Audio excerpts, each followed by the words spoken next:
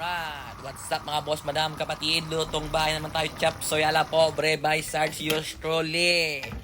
Okay, this is our video for today, cooking show.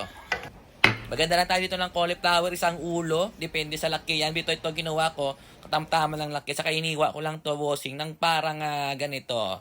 Tingnan nyo mabuti, ha? Alright, yan. Nakita nyo yan. And then, pagkatapos ng cauliflower broccoli, isang ulo rin to. Yan. Ganito yung size niya, ha? Hindi ko na ma-estimate kasi kung hindi ko tinimbang kasi kung ilang grams yan. Saka nag-prepare ako dito ng 250 grams na baboy. Saka hiniwa ko lang ganito kanipis bossing para maganda i-chow chow siya. Kasi kung sobrang laki, malaki ni chow chow. Alright? So nagpainito natin yung kalaha and then lagay natin dito yung ating pork at mag-sprinkle lang tayo ng konting asin. Saka i-mix lang ito na bossing. Jumping is the technique and then antayin natin to bossing yung baboy na lumabas sa kanyang mantika. And then, ilalagay natin ito yung ating sibuyas. Okay, mix kasi yung aromatic na. Tapos ilagay natin ito yung bawang. Okay, mix. Hanggang amuin mo yung aromatic na amoy ng ating bawang. Lagay natin ito ang ating carrots. Alright. Yung carrots ko, bossing, medium size lang ko. At saka nagdaya ko dito ng konting oyster sauce. Alright. Yan. Mix us. Is the technique.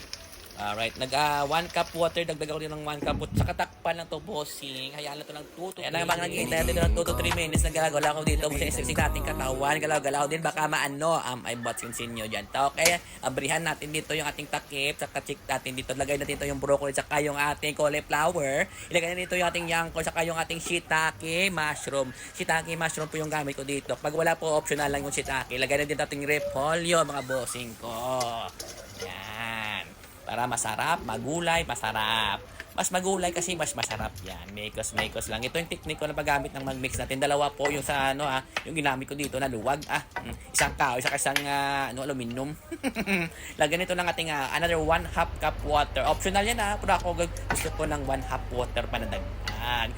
So, lagay ako dito ng apoy natin ng high power. So, pag naubutan mo pa tong video na to, so automatic na yan, nanonood ka pa. So, paki-like and follow na rin po ng ating video to at saka mag-comment ka kung saang halupalo ka na planeta. Kasi pag alam ko dito, pumunta na po ito yung video ko sa planet ni Mek. At saka nang sakit si Peko, at saka yung si Rambutin.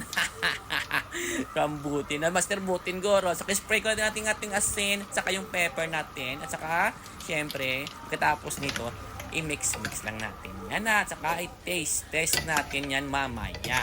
Always taste mga bossing kasi pag hindi nyo na-taste yan, nako, lagot kayo sa mga customer nyo. Okay? Ihanda ang ating dila.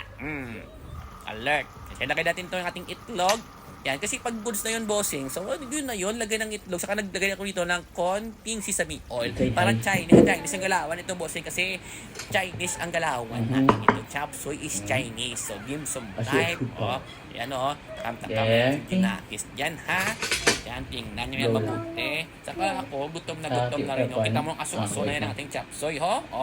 Siyempre, unahin natin yung carrots. Sarap.